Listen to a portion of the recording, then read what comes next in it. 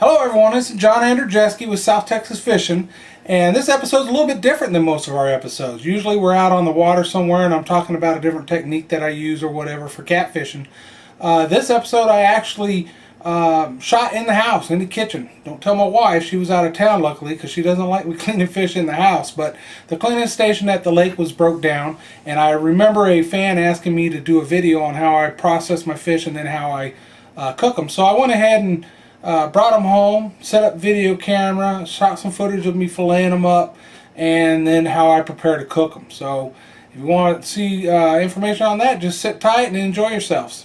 And I'll see y'all out on the water.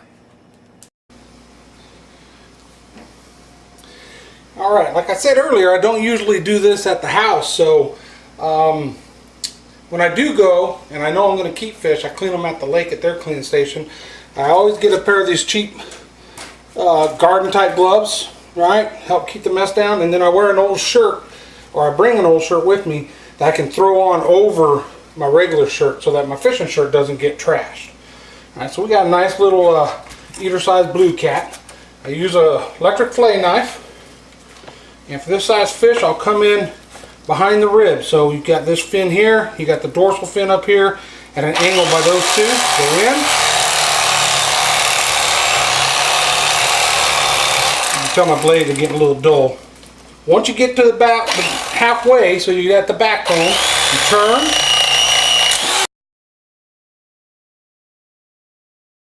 Oh, hold on a sec. Hold on a sec.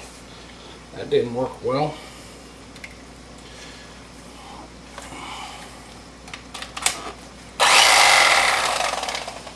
Alright, let's get that back together here. See what happens. Alright, once you turn towards the back, go towards the tail. All you're doing is keeping pressure against that backbone but not cutting through it. See how the blade's at an angle so it's cutting straight.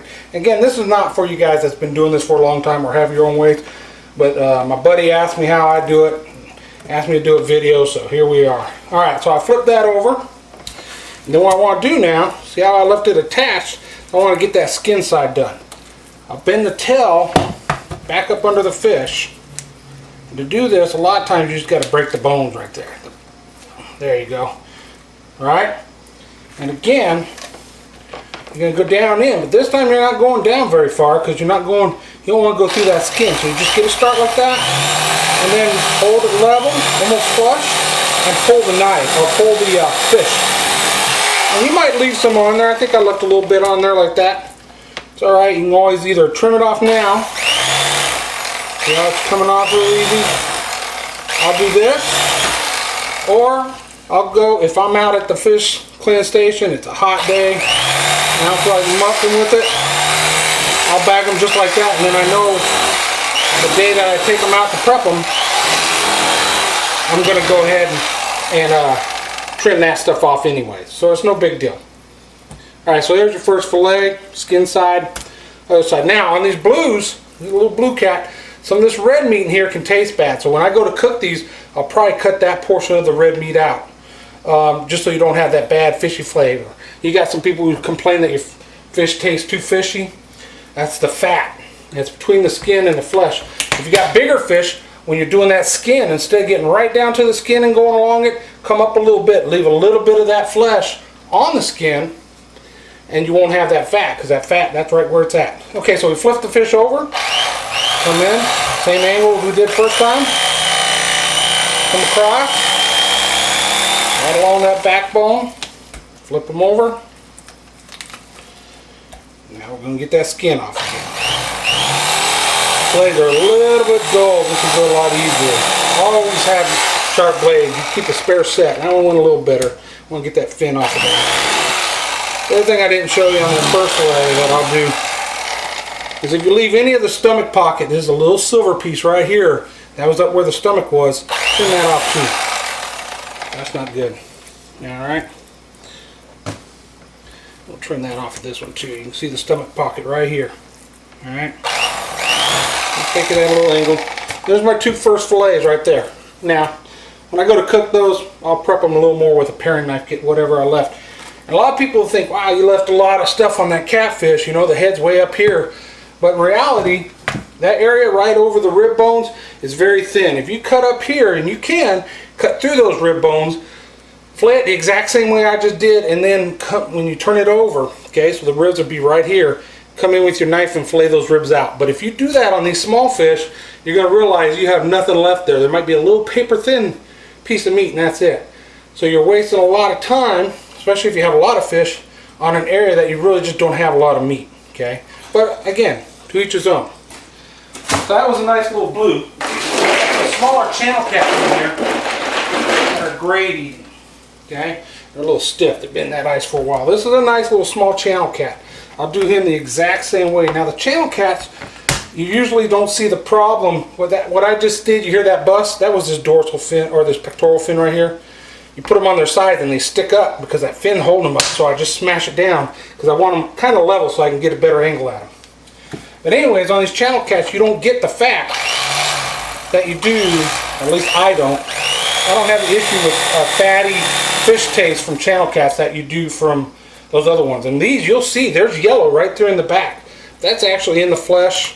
Doesn't have any adverse taste, and it's fine. And there you go. There's the little fish fry. Okay, take that little gut piece out. Done. Alright, flip them over, get the other side. Like I said earlier, Mama's not home. She's out of town this weekend, and it's a good thing because she would shoot me if she knew I was in here in her kitchen playing these fish. Now, when I get this video done, she's going to see it, and she's going to know I was doing this. But I'm hoping there won't be no fishy smell in here. And so, you know, she might give me a dirty look. That'd be about it. It'd be alright. There you go. Okay. That one's good. Two nice fish filleted. That's all I'm going to show you for now. I think you guys got the idea. It's not hard to do. But you do practice. Electric knife's easy to use, and it's much quicker. If you're sitting up here with 50 fish that you got to clean, it's going to take you a while without an electric knife. Alright, we're back. Now we've cleaned the fish. Now it's getting time to go ahead and fry them. So I want to show you my setup for frying, and then I'll show you how I save them also. For ones that I'm not going to eat right away, I'll freeze them, and I'll show you how I do that. So this is a wet mix right here. We got 2 eggs, just under a 1/4 cup of milk. If you have half and half, that's even better than milk. And it looks a little red because I got a lot of cayenne pepper in there. These fish are for me. I love my cayenne pepper, and then of course I got some black pepper up in there. Okay, and then my dry, I've got, well, you see it right there, Zatarain's fish fry. Very good start to it. Well, I added to it, I did about a 50-50 of the Zatarain's and flour.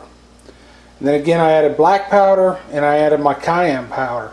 That way I've got flavors at each level. So it's going to go into here, right? Get nice and wet. Then it's going to go into here. And then it's going to sit on this rack. It's going to sit on this rack for about 5 minutes or so at least. That gives time for that batter to actually absorb into the fish some, and for some of the fish flavors to absorb into the batter. After it's done absorbing like that, then we're going to throw it in the fryer. Got a nice Cool Daddy here. This is what I use in the house. I got a double butane burner system that I use when we're doing big cookouts outside or fish fries. But this one is for the house, and I'm only doing a few, so that's what we use tonight. About 350, good temp for the oil. Oil's still heating up.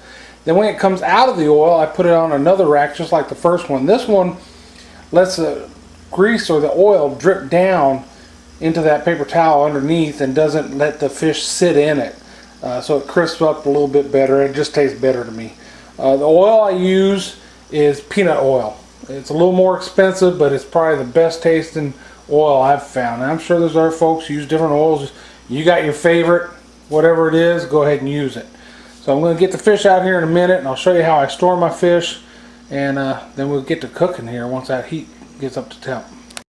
Alright, when I'm doing fish that I've just caught that's still fresh, what I like to do is put it on a plate, and I actually have 2 layers here. There's dry. I took the fish, I patted it dry, laid it on the plate so that's not touching each other. Then I put some saran wrap over that. And then the remaining fish I patted dry, put over the top of that and then put saran wrap over that. So I got layers of saran wrap in between them, a little air as possible, and they're dry, and I put them in the refrigerator. And that's how I store it if I'm going to cook it the day that I caught it. And in a second here I'll show you how I freeze it when I want to freeze some fish. Alright, now of course I'm not preparing that fish tonight. It's frozen solid. What I do after I fillet it, like I just showed you earlier, I rinse them real well in clean water. Don't use lake water. Then I put them in a Ziploc bag. And then I fill it with water, with sink water, to the top. Try to have no air in the bag. Close the bag and throw that straight in the freezer. And what that does is that encapsulates that fish in that ice so it can't oxidize, so you can't have freeze or burn and all those other issues that you have when you just throw fish in a bag and just throw it right in the freezer. So if you're going to freeze it, that's a nice way to do it, and it's always worked well for us. I think I got trimmed up pretty well. This is part of that blue cap. I'm going to go ahead again, put them in that egg wash. Like I said, when I put them on that first rack, before they actually go into the batter or into the fryer, I like to let them sit for a few minutes. So I'm going to go ahead and just batter up all of this. I got a couple different size fillets here because I had different size fish. So when you're putting them in the oil, that's one thing you want to try to do, is put pretty much same size pieces of fish in there together so they'll cook about the same amount of time. You don't want big old pieces in there with some little bitty pieces, because then you're going to have them cook at different times. You're going to end up overburning the small, or overcooking the small pieces, or maybe burning the large pieces. Okay, so try to match them up. But this way, I just, like I said, I got what, 1, 2, 3, 4, 5, 6, maybe 5.5 actually when you see that next fillet. 5, 6 fillets here. So I get them all done up like this, sitting on the rack, and then start cooking. Now, when you put them in the cooker, it's hard to say how long they'll take to cook. Okay, so you're just going to have to eyeball it, because the more you put in there, right, the temp of the fish will actually reduce the temp of the oil, and it'll take longer to cook. Excuse me. So if you put a whole bunch in the fryer at one time, it's going to kick that temp down, and it's going to take longer to fry. So I like to just put 2, maybe 3 in the fryer at once in this little fryer when I only got a little bit of fish to cook. And so I make sure I cook them at the right time. And then that first fillet that I take out of there is my tester, right? I'll take it out, get a fork, break it apart, make sure that it's flaking real good, that the fish is cooked. And then I get to eat that one while the rest of them are cooking. So that's what the cook gets to do, all right? All right, I'm going to rinse my hand real quick. We're going to come back and we're going to throw some of them in the fryer and get them cooking. All right, welcome back. Let's go ahead and get some of these in the fryer. So the fire's nice and hot. Kick it open. And what I'm going to do is I'm going to grab 2 fillets that are about the same size. Now I'm just cooking 2 the first time. That'll give me an idea on what my temps are going to be, or what they need to be for frying. So I got them in there. Again, the fryer oil is about 350, about 350 degrees, and we'll get them cooking. We'll check them every now and then. And what I use is some nice tongs. You use whatever you can use. You want something that's not going to melt from the oil when you stick it in there. So I got some nice metal tongs, and I'll pull them out with this and throw them on that other rack. So we'll go ahead and take a break, let them get cooking. We'll come back and take a look at them after they're cooked. All right.